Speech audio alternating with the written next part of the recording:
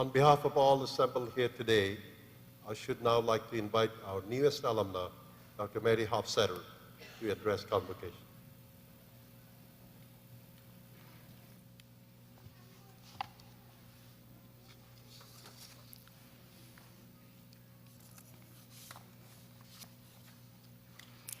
Mr. President and Acting Chancellor, Madam Provost, fellow graduands, family and friends, ladies and gentlemen, what an honor it is to be admitted as a graduate of this outstanding university.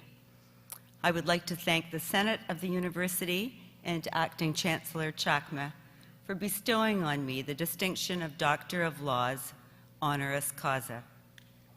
Knowing the many extraordinarily accomplished alumni who, like me, are so proud to call Western their alma mater, I am truly humbled by this honor. And as I was living and working in England and therefore missed my own convocation here, this is my first Western convocation too. And I'm one of those odd people who truly loves a good convocation. It's an event that is so filled with hope, a harbinger that the world will become a better place through the fulfillment of the promise held by the graduands, buoyed by the community supporting them, as evidenced by all of you here today. And I know that it's well nigh impossible these days to successfully complete a university degree, let alone at the graduate level, without a real team effort.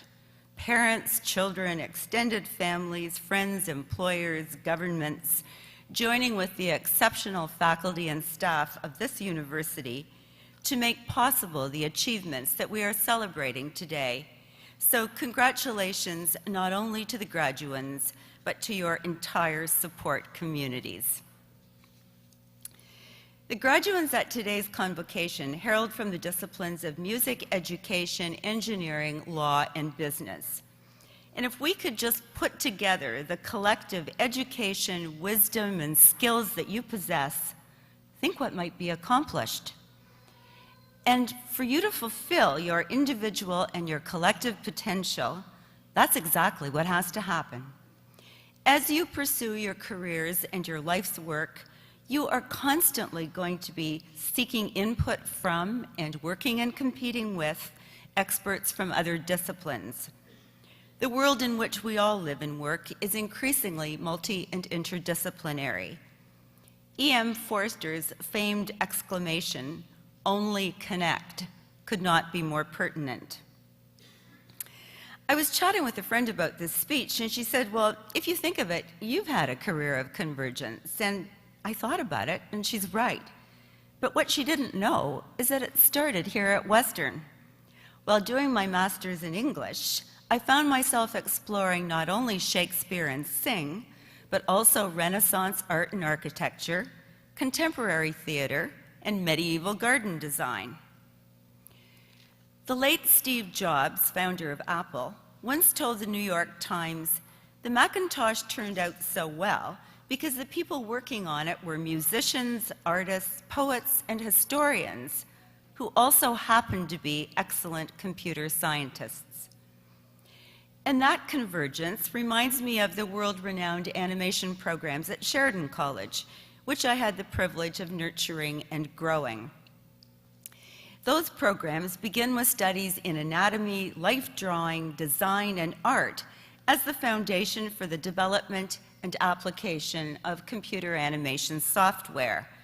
In some ways, a contemporary interpretation of the multidisciplinary studies which underpin the art of the Renaissance. The Renaissance was fueled by multidisciplinary genius. Of course, the ultimate multidisciplinarian was Leonardo da Vinci. Inventor, scientist, architect, painter, sculptor, musician, mathematician, anatomist, astronomer, geologist, biologist, philosopher. He did it all. And he didn't have the internet, the communications vehicles, and the daily deepening banks of knowledge and data that we take for granted today. He created the new. And almost 500 years after his death, we still marvel at his achievements. I'm convinced that this era will be recognized centuries from now for its astounding creation of the new. Engineering, education, art, music, business, law, your disciplines, all are converging in the service of creativity and innovation. You are the vanguard in an era of convergence. In the not too distant future, there won't be anyone alive who can remember a world without the internet. People will grow up connecting with people and cultures and disciplines seamlessly and globally. Everything that is known will be available to everyone, and there will be the creation of the new at a breathtaking pace. And you, with your disciplinary skills and innate creativity sparking off other disciplines, have the potential and the power to change the way we do things and create the new. Creativity and innovation are the life force of vibrant, sustainable, and powerful communities. From Dragon's Den to Bay Street, creativity is cultivated and rewarded.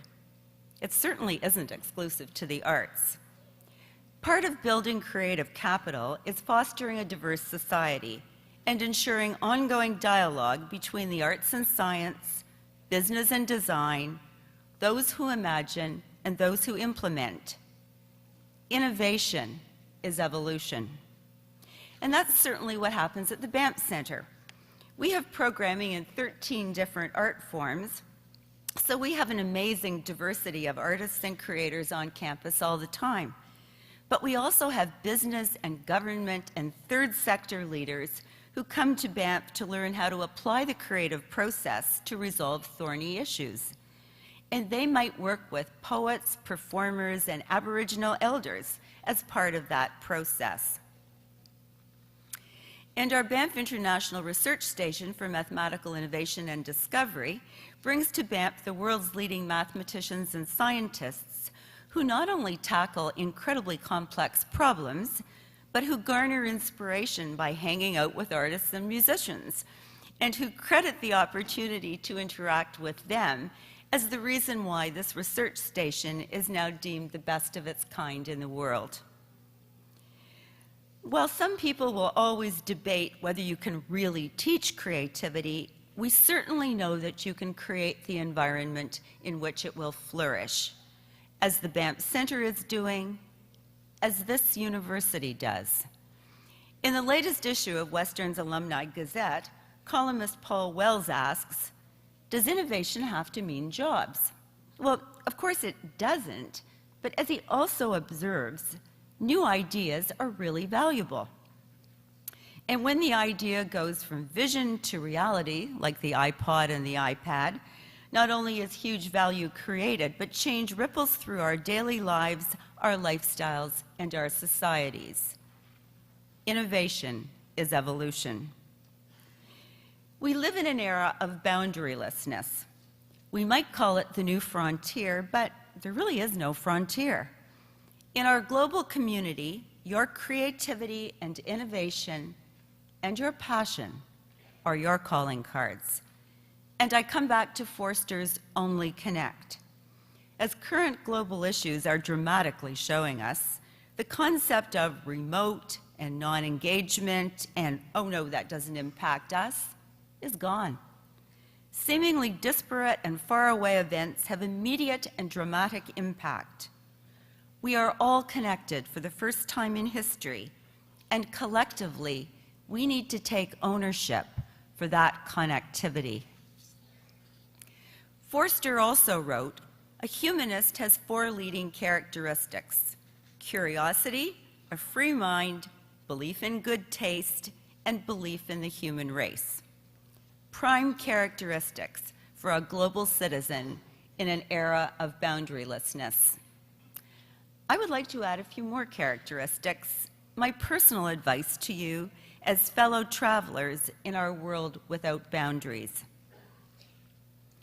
Differentiate yourselves, explore and express your creativity, realistically assess your skills and your interests and how they align with opportunities. Aristotle wrote, where your talent and the needs of the world intersect, there lies your calling. Know your values and respect them. They will always be a source of strength to you.